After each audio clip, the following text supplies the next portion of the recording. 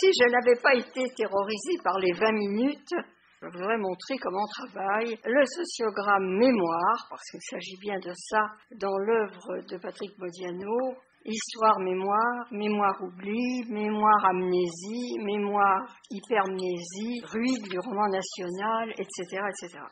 Mais ce serait trop long.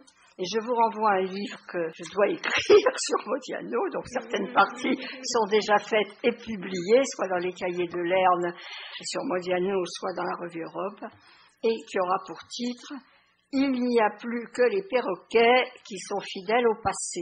Donc laissons cela, et je voudrais revenir sur un aspect, pour les 20 minutes qui me sont imparties, un aspect de cette œuvre, mais qui pose des problèmes qui sont les nôtres aujourd'hui, autour du réalisme, autour de l'effet de réel au sens barthien, c'est-à-dire qui ruine plutôt le réalisme qu'autre chose, d'éléments que je vais développer. Les personnages et le narrateur, très souvent, de ces romans, sont toujours en quête. Il s'agit toujours enquête d'eux-mêmes, lorsque amnésiques, ils ne savent plus qui ils sont, ou enquête d'autres qui ont disparu, ou ont ressurgi, ami de son père, cette figure si imposante, je vais y revenir de ses livres, personnages obscurs, souvent anonymes, dont il faut retrouver la trace. C'est aussi vrai des personnages fictifs, presque tous, que d'un personnage non fictif de l'œuvre d'Ora Bruder, de cette jeune adolescente juive qui a fait une fugue en décembre 1941 et dont les parents placent une petite annonce dans Paris Soir.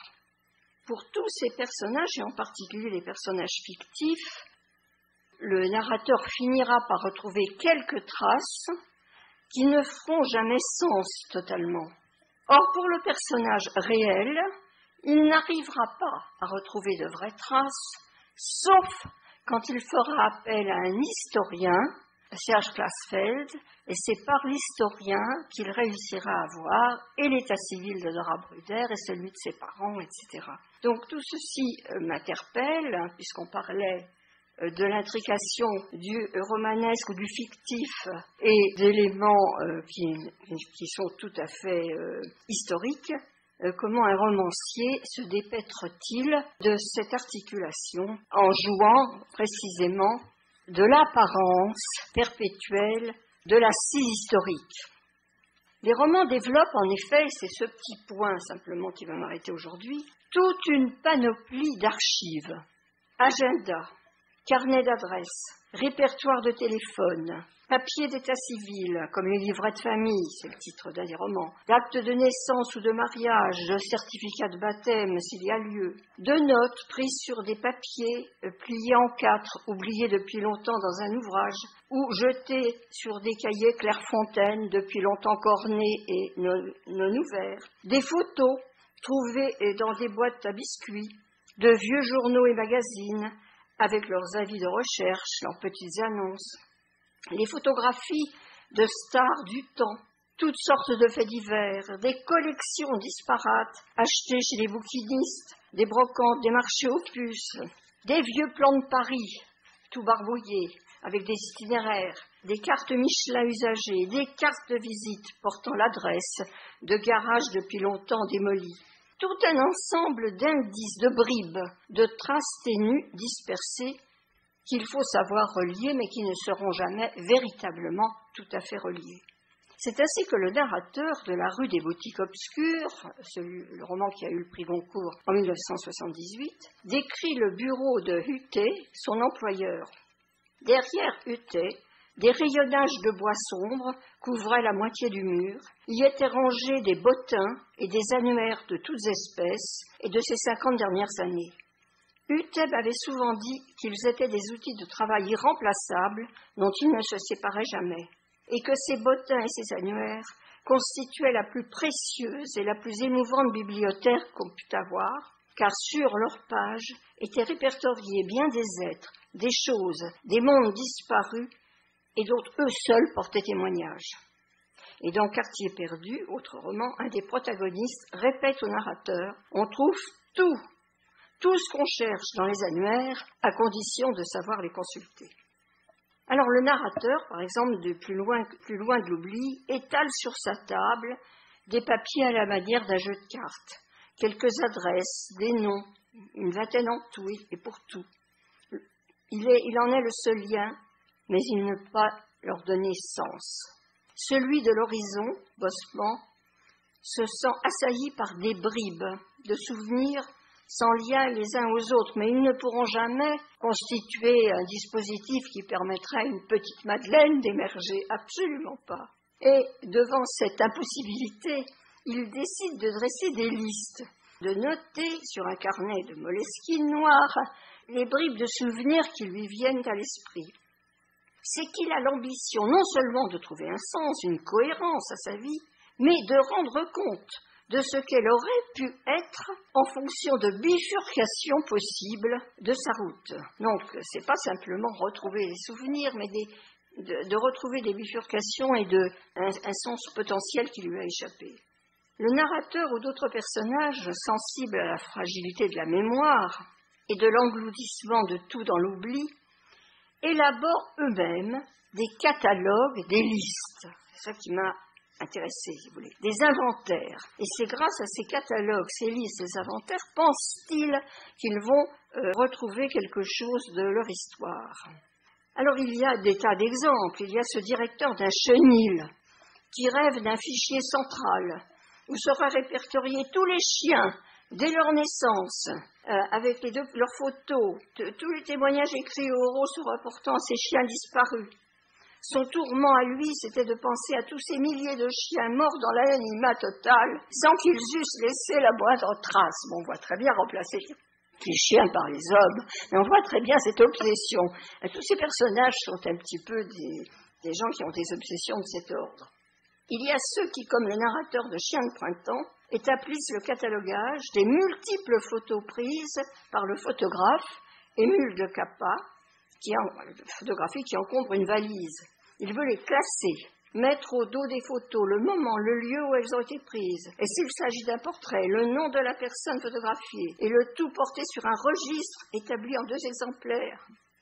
Travail de bénédictin, comme lui fait remarquer un personnage. Mais le narrateur affirme que s'il s'est engagé dans ce travail, c'est parce qu'il refusait que les gens et les choses disparaissent sans laisser de traces. Il y a ceux qui veulent fixer un moment de la vie de la jeunesse parisienne des années 60 et notent sur un grand cahier l'heure d'arrivée de tous ceux qui fréquentent le café Condé à l'Odéon. Ceux qu'on nomme les habitués, ainsi que leur adresse, et au moment où il prend ses notes, et la date exacte. Et il avait demandé à des amis de faire la même chose pour d'autres cafés du quartier, cherchant ainsi à sauver tous ces quartiers de l'oubli, comme des papillons qui tournent autour d'une lampe.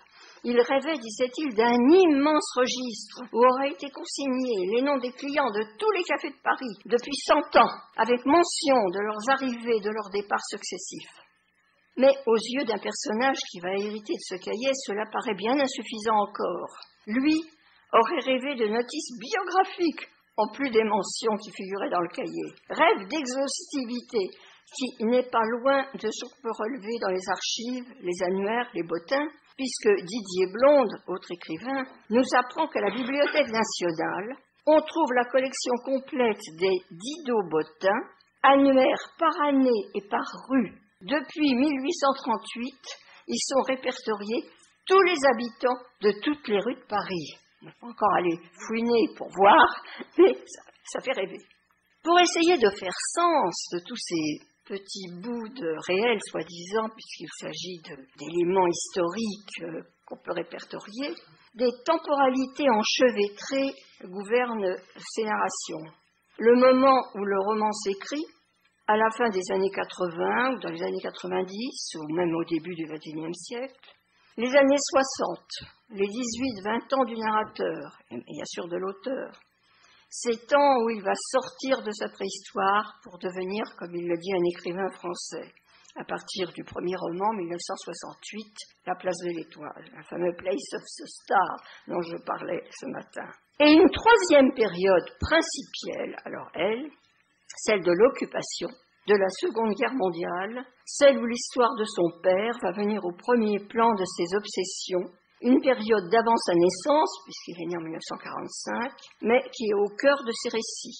Ma mémoire précédait ma naissance. J'étais sûre, par exemple, d'avoir vécu dans le Paris de l'occupation, puisque je me souvenais de certains personnages de cette époque et de détails infimes et troublants de ceux qu'aucun livre d'histoire ne mentionne. Alors, il ne les mentionne, et petite phrase, mais fondamentale, parce que nous sommes pris encore quand il écrit dans le grand roman national de la Résistance, et que tous ces personnages sont troubles, comme son père, font des affaires avec la Gestapo française et la bande de la rue Lauriston, sont plus ou moins soit de vrais collabos, soit des collabos passifs, soit des gens qui jouent sur tous les plans, et dont on ne parle effectivement jamais au moment où on écrit. Et ces récits sont une façon aussi de parler d'eux.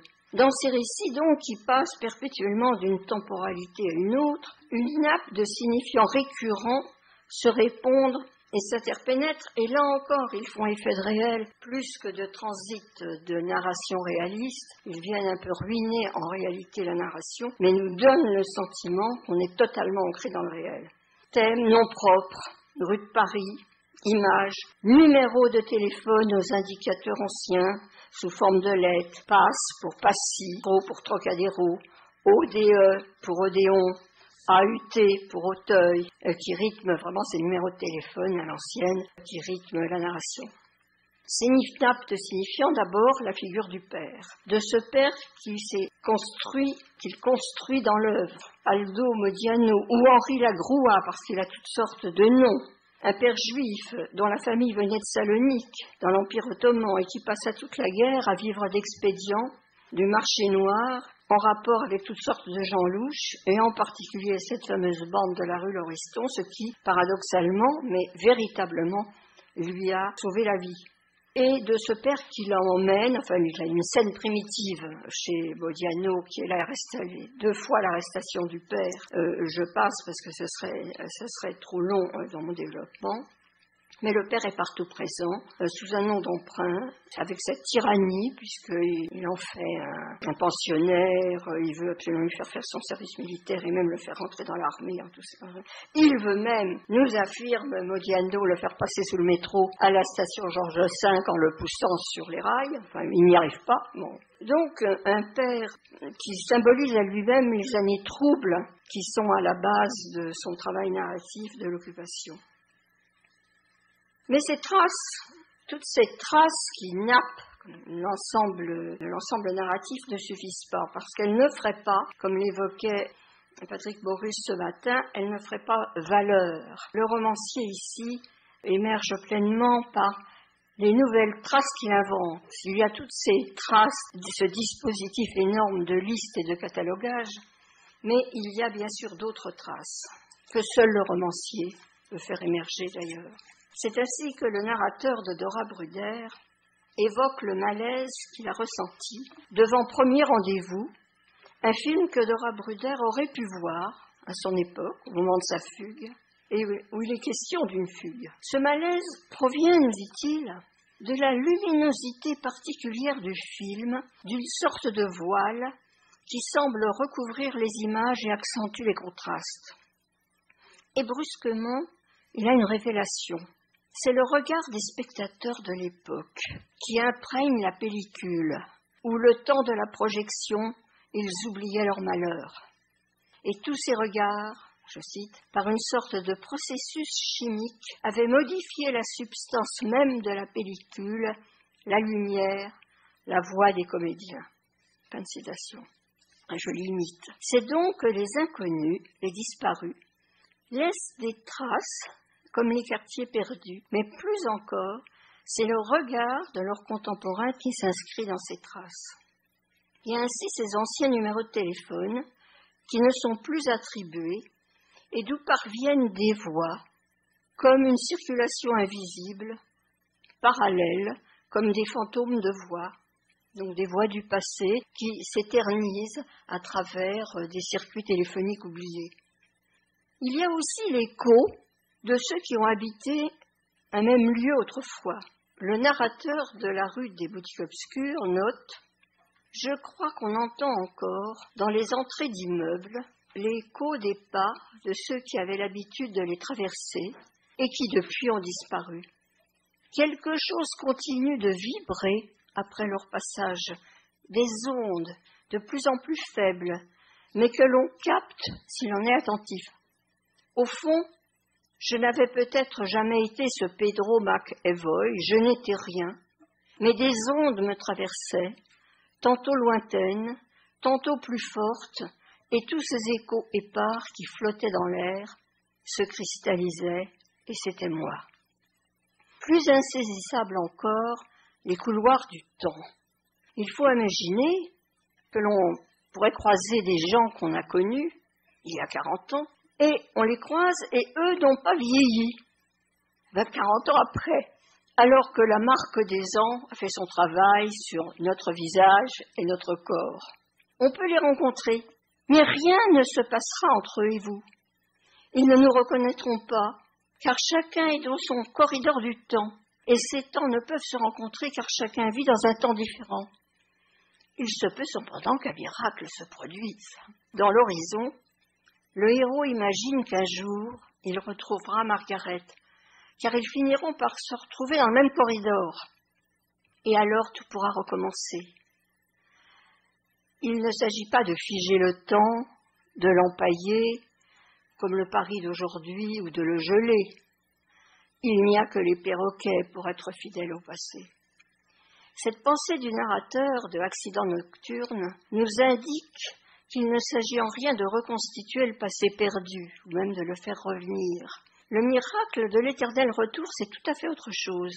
Il s'agit de quelques moments où le temps s'arrête, se rembobine et touche à de l'intemporel. J'ai eu un moment l'illusion, citation, qu'au-delà du cimetière, je la retrouverais. Là-bas, et ce serait l'éternel retour. Le même geste qu'avant pour prendre à la réception la clé de la chambre, le même escalier raide, la même porte blanche avec son numéro 11, la même attente, et puis les mêmes lèvres, le même parfum et la même chevelure qui se dénoue en cascade. Fin de citation. Cet éternel retour va bien au-delà d'un simple déjà-vu, même si le déjà-vu joue un rôle important dans l'œuvre. Il est comme un temps immobilisé, une brèche. Comme il y a les bribes, il y a les brèches. Les brèches où on retrouve tout intact, mais cette brèche n'a pas du tout la couleur du souvenir. Dans le discours de réception du prix Nobel, il parle de ces grands massifs romanesques du XIXe siècle qui provoquent en lui une certaine nostalgie. Il aurait certainement voulu écrire comme ça. À cette époque-là, dit-il, le temps s'écoulait d'une manière plus lente qu'aujourd'hui, et cette lenteur s'accordait au travail du romancier, car il pouvait mieux concentrer son énergie et son attention.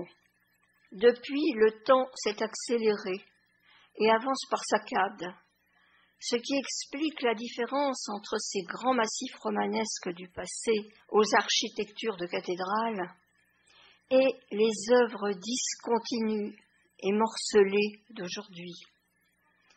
Et il se demande ce que donnera, comment continuera l'aventure romanesque quand s'y inscriront les réseaux sociaux, l'Internet, le smartphone, de façon créative au niveau de l'écriture.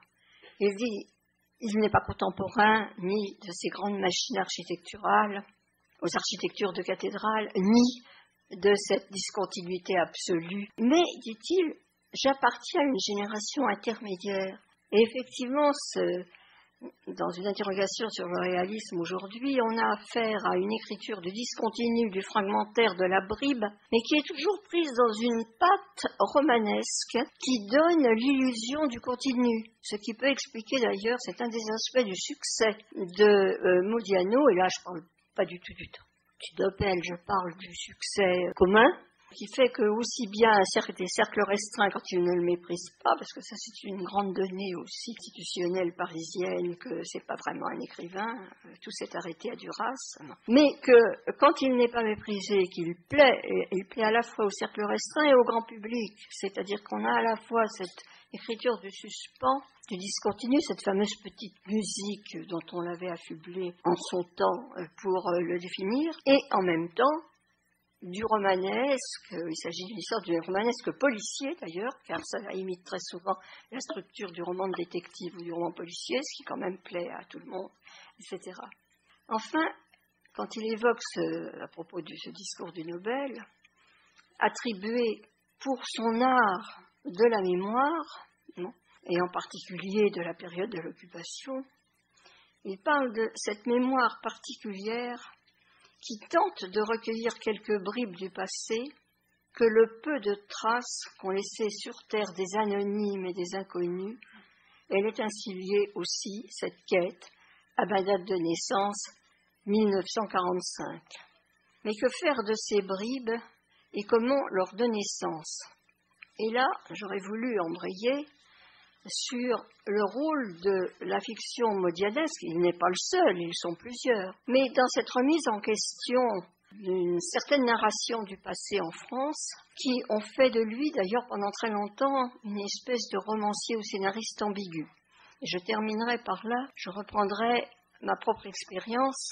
Quand Lacombe Lucien, le film de Louis Malle, est sorti en 1974, j'étais une des première à voir le film, comme toujours, grande cinéphile, je me suis précipitée et j'ai eu ce film en horreur. Je me souviens, à l'époque, nous étions très nombreux à trouver que c'était le symbole de la mode rétro, que c'était une horreur, que c'était une ambiguïté totale au niveau idéologique, et j'étais, comme on dirait en France aujourd'hui, vent debout contre ce film. À propos d'un colloque Modiano à Lyon, il y a quelques années, où j'étais invitée, dans le cadre de colloque, on nous a repassé Lacombe Lucien. Donc j'ai revu 40 ans après Lacombe Lucien. Et j'ai passé mon temps, qui est un fort bon film, j'ai passé mon temps à me dire, mais qu'est-ce qu'on avait donc à l'époque?